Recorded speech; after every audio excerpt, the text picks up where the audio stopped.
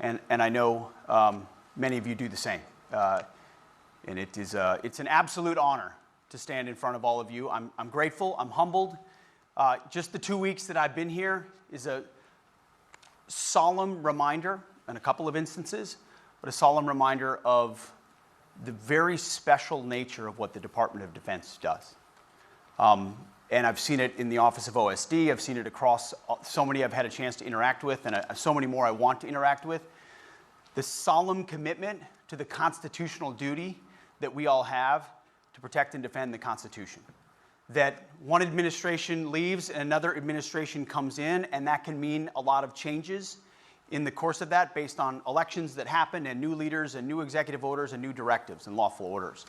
But what I've been so incredibly impressed by is the professionalism of the men and women throughout the ranks who recognize who we work for, which is the American people, and the defense of our nation. So I want to thank everybody watching, everybody here, for a part of that, being a part of that transition, which I've certainly recognized a great deal. I spent a lot of my career in the military, which is not as much as so many of you, trying to run away from the flagpole as quick as possible. Now it appears I am the flagpole. I recognize and understand that distinction. But what I want to bring to this job and to the ethos is a recognition of the men and women who do the dirty work all day long for us here and across the world. Every time I speak, or every time in my previous profession I was on television, and I got the bright lights and spotlight and people are looking to me, I always step back for a second and think about the men and women that I served with. The folks that are never going to be introduced, never going to have a microphone, never going to be heard from, the men and women that you know that you've served with who are the best of the best in our country. That's who we serve.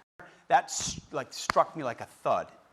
Every one of those signatures affects a human being whose mission needs to be important and vital to the national interest and to our department before I sign that book. And that's very much my commitment to you. Number one is restore the warrior ethos. Make sure that we get back to basics. Our job is to deter conflict and, if necessary, defeat and completely destroy, demoralize, and defeat our enemies. That's what we do. We do warfighting here at the Department of Defense. And we want to restore that through a laser focus on readiness, lethality, and warfighting across the spectrum.